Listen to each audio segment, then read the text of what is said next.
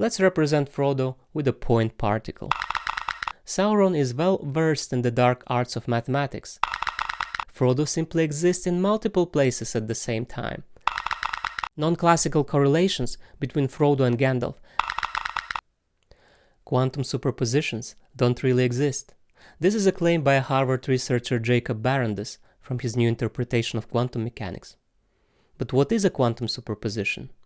It's the peculiar property of quantum systems to seemingly be in multiple states at the same time. For instance, in the famous double-slit experiment, an electron apparently passes through both slits at the same time and then interferes with itself, as if it were a wave and not a particle. According to Barandes, a quantum superposition is nothing more than a redundancy and an artifact of our imperfect description. In reality, an electron has a definite position at all times. But how is it possible? Isn't it proven once and for all that a quantum system cannot be reduced to a classical one? Barandes says that, in a certain sense, it can. Let's show it on a simple example. Growing up, every millennial had to choose between two options to base their entire personality upon, either Harry Potter or The Lord of the Rings. I've chosen the latter. So let's construct the quantum mechanics of Frodo's journey. Here is everything you need to know about The Lord of the Rings to follow along. Frodo begins his journey in the Shire, then travels to Rivendell, and eventually walks into Mordor. As any normal physicist would do, let's represent Frodo with a point particle. What's important, Frodo is a classical particle, which is always located somewhere at one exact place, even if nobody except him, and Sam obviously, knows this location precisely. There are neither weird quantum superpositions nor wave effects happening. Nevertheless, I want to show that Frodo's journey can be described employing all the machinery of quantum mechanics, with its quantum states, amplitudes, Hamiltonians, observables, and Hilbert spaces. For this, enter Sauron, or Myron, as he prefers to call himself. Sauron doesn't know Frodo's exact location. However, he needs at least to estimate it to plot his evil countermeasures. Fortunately for him, Sauron is well versed in the dark arts of mathematics, so he devised a stochastic or probabilistic mathematical model of Frodo's movements. For simplicity, let's assume that Sauron only tracks three possible locations of Frodo: the Shire, Rivendell, and Mordor zones of influence. Sauron's stochastic model is defined by two ingredients. First, a probability distribution over Frodo's possible initial locations, and second, a set of transition probabilities describing how likely Frodo is to move from one location to another. Initial probabilities P0 is a column vector with three entries, one for each possible location of Frodo. For example, if Sauron is certain that Frodo starts in the Shire, then P0 is 1, 0, 0. And if he has no idea where Frodo starts, then P0 is just a uniform distribution, 1/3, 1/3, 1/3. Transition probabilities describe kind of the laws of physics for Frodo's movement.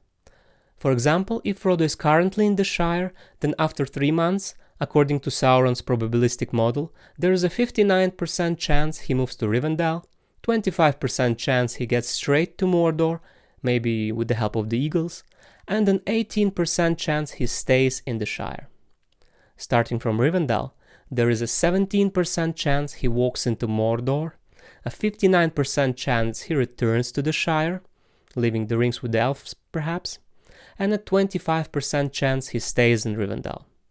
Finally, starting from Mordor, there is a 17% chance he returns to Rivendell, a 23% chance he goes back to the Shire, and a 60% chance he stays in Mordor, as a prisoner of Sauron perhaps. The transition or conditional probabilities can be arranged into a matrix gamma, where the subscript 3 indicates that these are the probabilities after 3 months of travel. The Frodo's location probabilities after 3 months can be computed by multiplying the gamma 3 matrix with the initial probabilities P0. For example, if Sauron is certain that Frodo starts in the Shire, then after 3 months, the location probabilities P3 are 18, 59, and 23, which is also directly readable from the diagram on the right. In addition to transition probabilities after 3 months, the Sauron's model also provides probabilities after 6 months, 9 months, and so on. The model also allows to calculate functions or variables on the Frodo's location. For example, the expected Frodo's distance to his goal, the Mount Doom. Let A be a vector of average distances from each location to the Mount Doom: 1500 miles from the Shire, 1000 miles from Rivendell, and 500 miles from Mordor. Then, Frodo's expected distance after 3 months is simply the dot product of A with P3 and can be computed to be 973 miles. Now, we have all the ingredients to construct the quantum mechanics of Frodo's journey.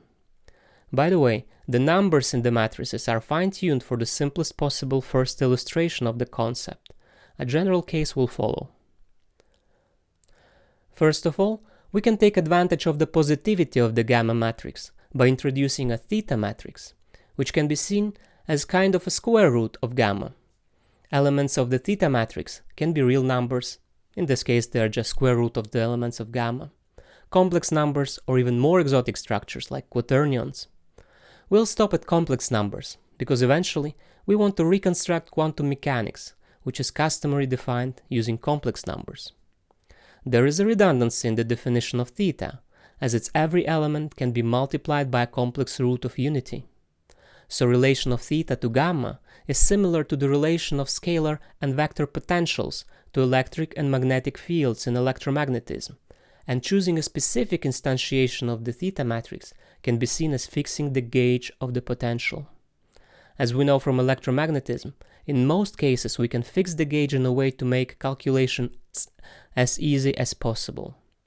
The final answer is formulated in physical electric and magnetic fields, where all the redundancy associated with the gauge disappears. But let's get back to Sauron. Sauron decides to fix this gauge by choosing specific theta values so that the resulting matrix is unitary, which will become the time evolution operator in our emergent quantum mechanics. Sauron knows that it's September, year 3018 of the Third Age, Frodo is in the Shire for sure, and defines Frodo's initial wave function, or state vector, as pure 1, 0, 0. The mixed state case and density matrix approach is fully covered in the author's paper, but we'll stick with pure states and wave functions for simplicity.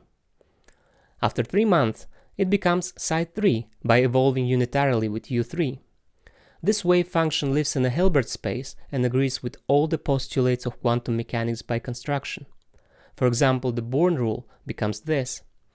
Note that the Born rule, presumably the most mysterious postulate of quantum mechanics, linking the mathematical formalism with real-world measurement outcome probabilities, emerges naturally from the underlying stochastic model.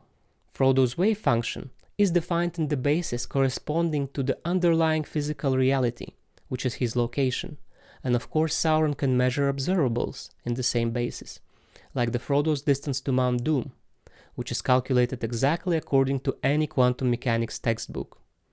Discussion on a basis change and uncertainty relation will come later. This interpretation settles the philosophical debate about the physical reality of the wave function. From the construction we see that the wave function is not ontological, meaning that it does not describe what exists in physical reality, but part epistemological, meaning that it describes our knowledge, that for instance Frodo started his journey in the Shire, and part nomological, meaning that it describes the laws of physics through the theta matrices back to our initial conditional probabilities. Another mysterious property of quantum mechanics is its linearity, considering that classical physics is nonlinear in almost all of its aspects. This linearity also emerges naturally from the underlying stochastic model, simply from the way how conditional probabilities work. So what about quantum superpositions? Here's a quick reminder how a superposition looks like for a two-level quantum system, which is also called a qubit and is the foundation of all the quantum computer theory and experiment. Remember Schrödinger's cat? A classical cat can only be in one of the two states, either alive or unalive?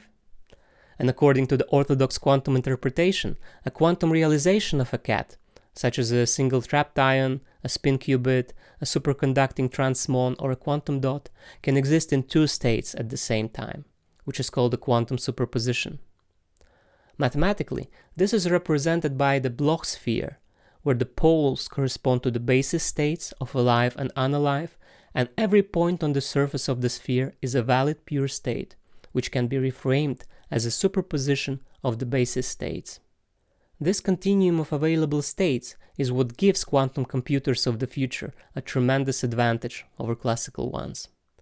Mathematically, a quantum superposition is represented by a state vector with more than one non-zero entry. But now back to Frodo.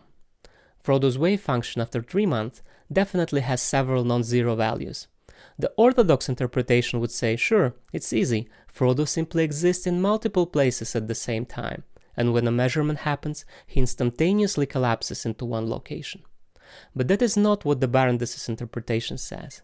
It says that Frodo is physically only at one spot at a time. Sauron simply doesn't know where exactly, and has to employ the stochastic calculus and emergent quantum mechanics to estimate it. Let's build Sauron's quantum mechanics even further. Our time evolution unitary matrix can be always represented as an exponential of the imaginary unit times a self-adjoint, or Hermitian matrix.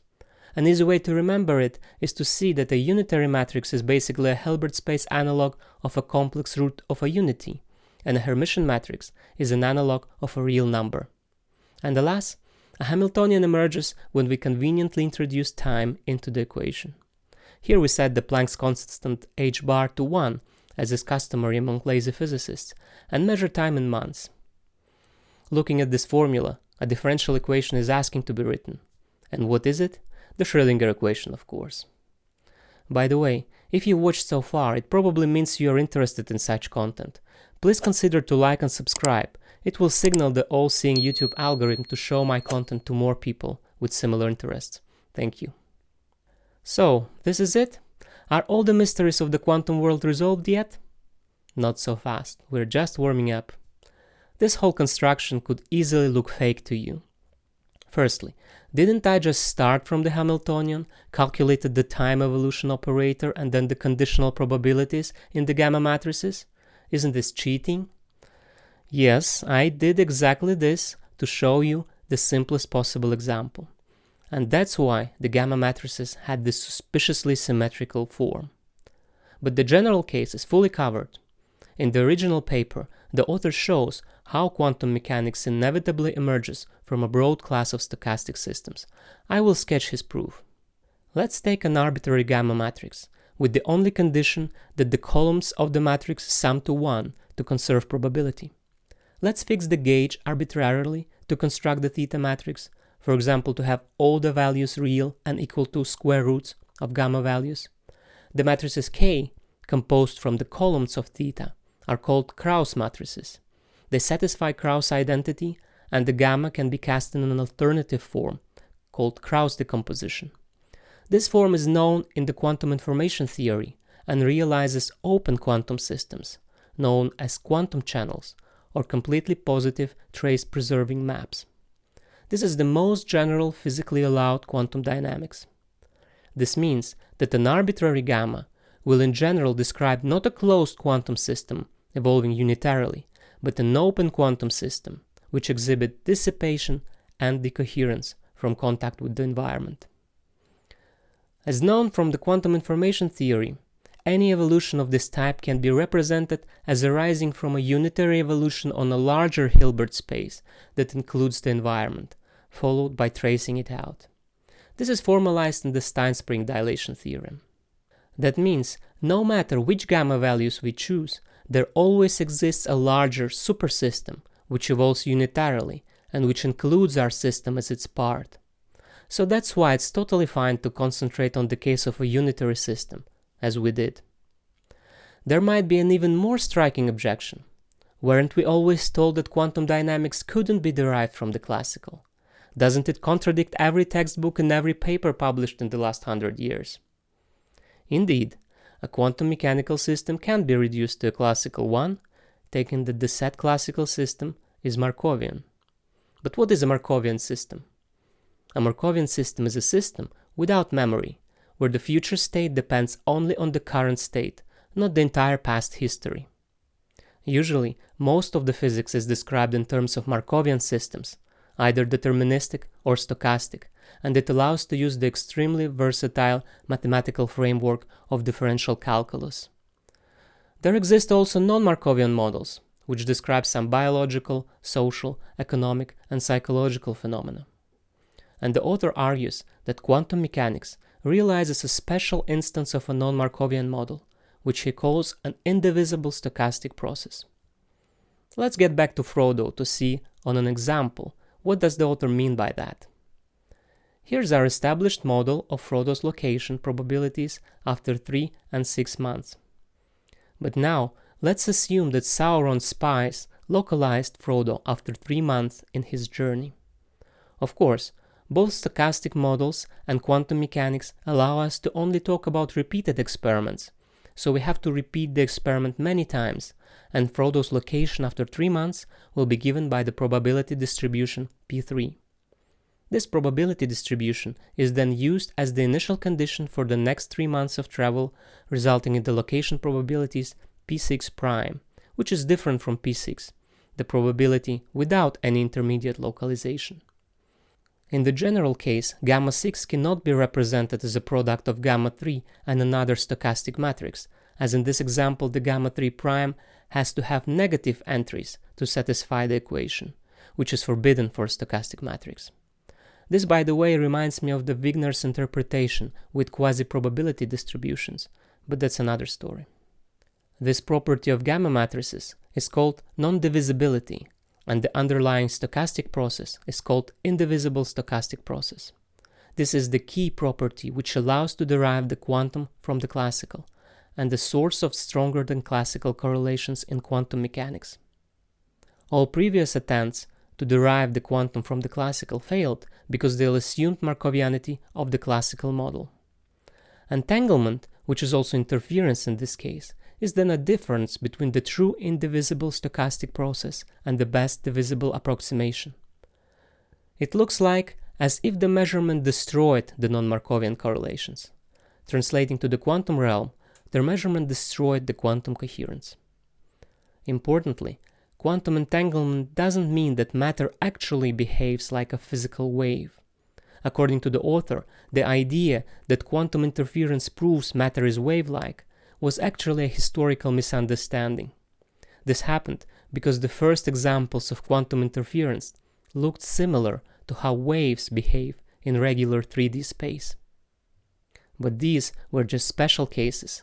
When you have multiple particles, Schrödinger's waves move through much higher dimensional spaces, not regular 3D space. Schrödinger himself pointed this out in his early work. For abstract systems like qubits, there is no continuous space for these waves at all. For example, some might argue that Schrödinger's waves still better explain the double-slit experiment. But this argument fails when you send 2 particles through the slits at once. A 2-particle system's wave exists in a 6-dimensional space, which is no easier to visualize than indivisible stochastic dynamics. So, we got quantum interference from our stochastic model. Does it mean we got to the bottom of it? Not yet, we have to dig deeper. In our measurement example, we postulated the localization of Frodo by so-called spies of Sauron, a mechanism outside of our developed formalism. If we want to claim that our stochastic model describes quantum physics faithfully, then we have to show how a fully quantum measurement apparatus interacts with the quantum system, and how the classical description eventually emerges. To answer this, firstly we have to explain decoherence and emergence of the classical from the quantum.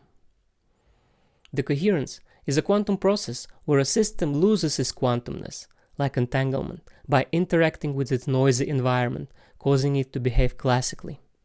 Decoherence explains why we don't see quantum effects in large objects. Real-world examples include ambient photons, such as sunlight, which scatter off an object and encode its position and orientation, gas molecules in the air, which scatter from dust grains or macroscopic bodies, tracking their position, Even in total vacuum, spontaneous emission and gravitational wave fluctuations can leak the fragile quantum information into the environment and cause decoherence. Now back to Middle-earth. Enter Gandalf, who will play the role of the environment for Frodo. Now, our system has to track locations and probabilities for both Frodo and Gandalf. This can be done by writing down an even larger vector of probabilities of 3 squared 9 entries and the conditional probabilities matrix of 9 by 9 entries. Gandalf and Frodo start in the Shire. Their joint initial probability is 1 at the Frodo Shire Gandalf Shire entry and 0 everywhere else, as well as their joint wave function. After 3 months of travel, we've already calculated Frodo's wave function. As Gandalf travels together with Frodo for the first 3 months, their locations are perfectly correlated. After 3 months, Gandalf leaves. As Frodo's and Gandalf's movements are uncorrelated after that, their joint evolution operator is a tensor product of Frodo's and Gandalf's evolution operators. Here note that the unitary time evolution in Hilbert space is perfectly Markovian, according to all postulates of quantum mechanics, so there is no error in splitting the evolution into arbitrary small time increments. Gandalf's wave function evolves with a different unitary matrix, UG3, which Sauron knows nothing about. The joint density matrix after 6 months becomes this. Sauron can get Frodo's reduced density matrix by averaging, or in physics parlance, tracing out Gandalf's degrees of freedom, of which Sauron has no knowledge. This is exactly how in real-world decoherence the untracked environment's degrees of freedom are traced out. After the math is done, we see that the resulting Frodo's reduced density matrix is a 3-month evolved diagonal density matrix, meaning that when Gandalf left, the off-diagonal coherence terms have vanished. By the way, were Frodo alone, his density matrix would retain all off-diagonal coherences. Of course, nothing physical actually happened at that moment. Frodo is still at one definite location, but from Sauron's standpoint, all the quantum coherence has disappeared because he has no knowledge about Gandalf's whereabouts. Non-classical correlations between Frodo and Gandalf have leaked into the environment, taken away by Gandalf, and are no longer accessible to Sauron. When Gandalf left, the system dynamics became divisible. For a brief moment, the Markovianity was restored and the classical description emerged. After that, the indivisible stochastic process resumed and quantum coherence could build up again. A continuous monitoring of Frodo's location by an environment would result in a continuous destruction of quantum coherence, analogy of the quantum Zeno effect, by the way, and a fully classical description of Frodo's movements. So what does this all mean? According to Barandes, quantum superpositions aren't real physical things. They're just signs that we're looking at a system in the middle of a non-divisible stochastic process. The system is always in only one state and not in multiple states at once. Superpositions are just mathematical side effects of our very useful and convenient but only emergent description, which we call quantum mechanics. This also explains why there have been so many failures in explaining quantum mechanics by the probability theory. When one assumes simpler Markovian models, all the weird quantum effects automatically disappear, and only thing that remains is a classical probabilistic description. Now that we understand the coherence and emergence of the classical from the quantum, we are prepared to tackle the full quantum measurement. Knowing everything that we know about decoherence now, explaining measurement in our location basis is straightforward. We can introduce a measuring device which is aligned into one-to-one correspondence with our quantum system. For example, a Geiger counter, which registers an incoming particle with an audible click. The measuring device should be in a strong contact with the noisy environment so that the classical behavior emerges. Then, tracing out the environment, we will get the resulting decoherence density matrix for the instrument and a probability distribution, the same way how we demonstrated it with Gandalf and Frodo. But that's not the whole story yet.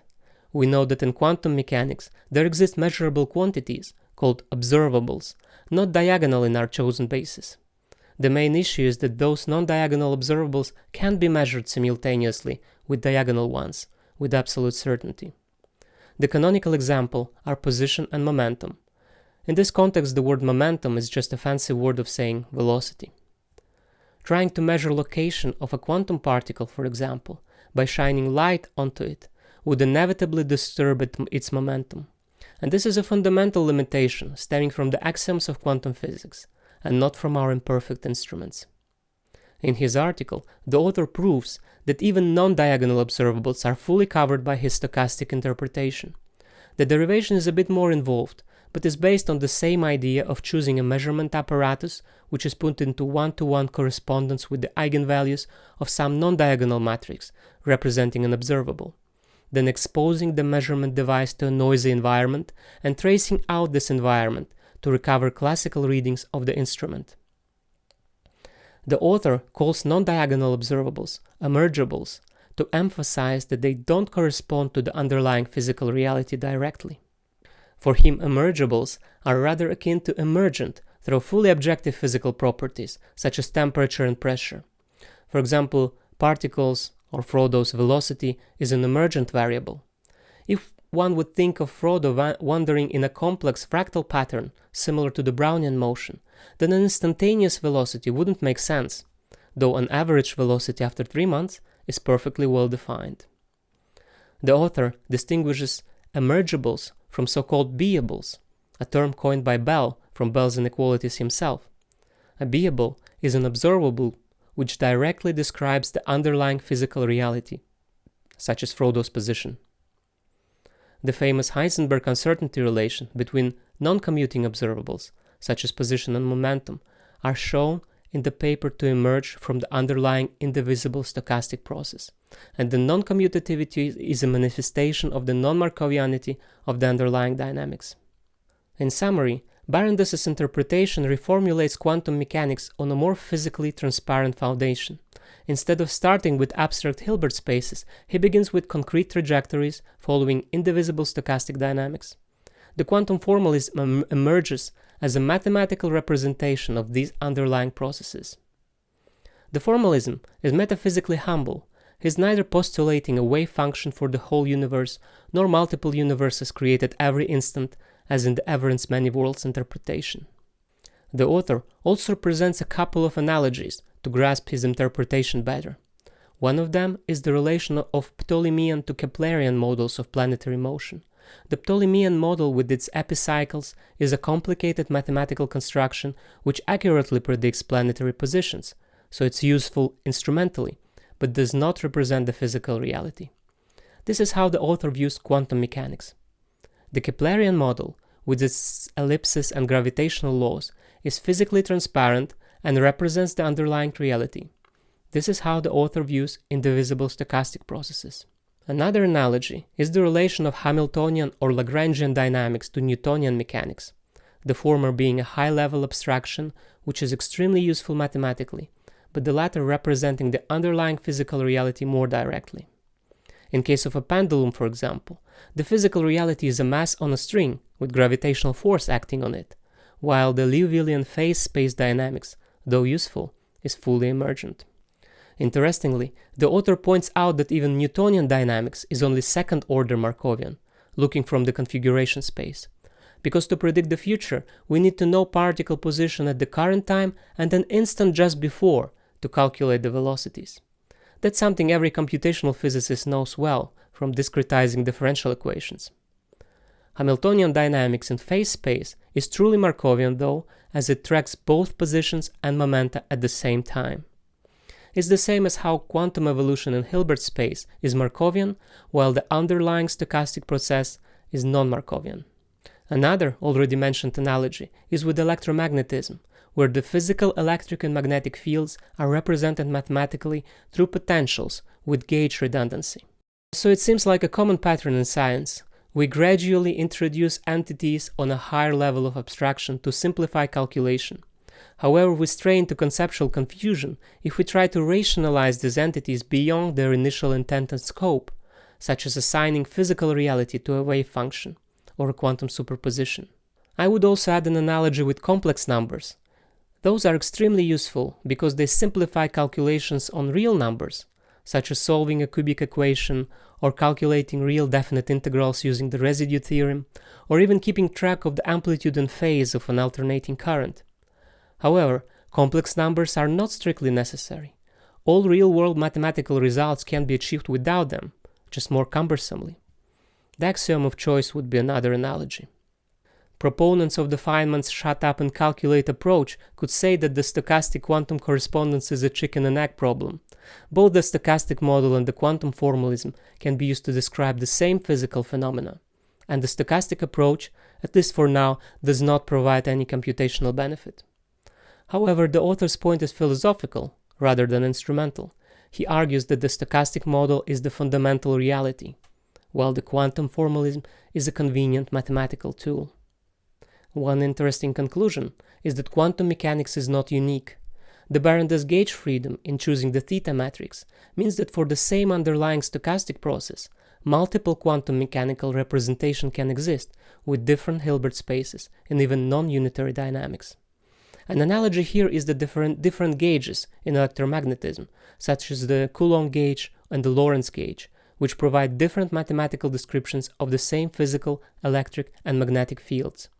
Or the fact that a Lagrangian is not unique and is defined up to a total time derivative. One major win for this interpretation is that it naturally explains the mysterious linearity of quantum mechanics.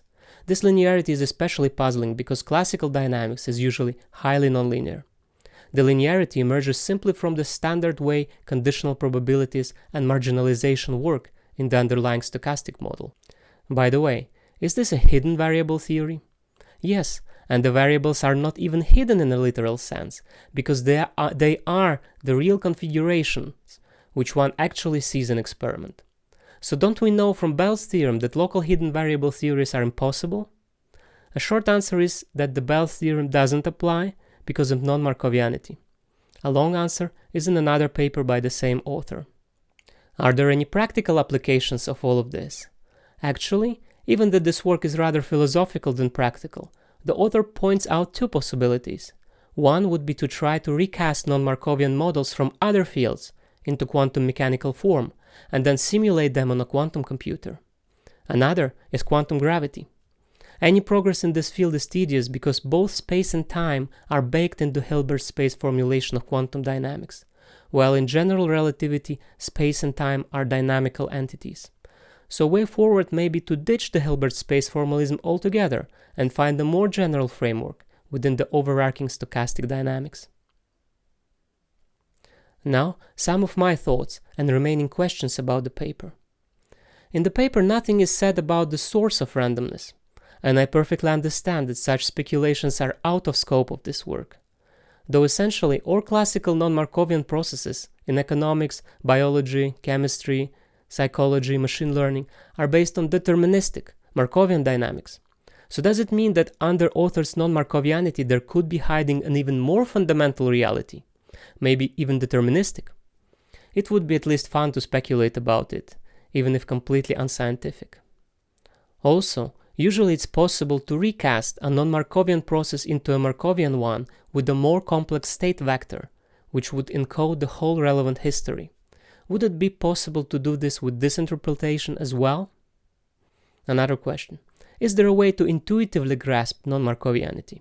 For instance, in the double-slit experiment, how is it that the electron knows whether both slits are open or only one, if it passes through only one slit at a time?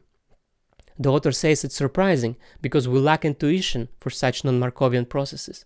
So that's my question exactly. Is there a way to build this intuition? Another one. The author mentions in the paper that his interpretation respects the time reversal symmetry, but in another paper he introduces Bayesian networks, which seem to be explicitly time symmetry breaking. So how is it reconciled with the time reversal symmetry of quantum mechanics and classical dynamics? How does it relate to the arrow of time? If the Bayesian networks are directed towards the future, do they introduce an additional arrow of time to the entropic one? And a related question. Modern field theory is based on the principle of locality in both space and time. How exactly does non-Markovianity, which seems to introduce some kind of non-locality in time, reconcile with the locality principle of quantum field theory? Another question. The author mentions that probabilities in his model could be not purely epistemic, representing our imperfect knowledge, but also so-called aleatory, or encoding objective chance probabilities, unknowable in principle. How is this possible? And the last question for now, taking the analogy to electromagnetism further, are there probability spaces with non-trivial topology, which would result in a type of Aharonov-Bohm effect for the Barandes gauge transformation? To conclude, this interpretation is a refreshing and thought-provoking perspective on the foundations of quantum mechanics. It offers a metaphysically humble, yet physically transparent set of axioms that resolves many conceptual puzzles. I hope future work could explore its implications for quantum gravity, quantum computing, and the nature of reality itself. If you haven't done it already, please consider to like and subscribe. Thank you.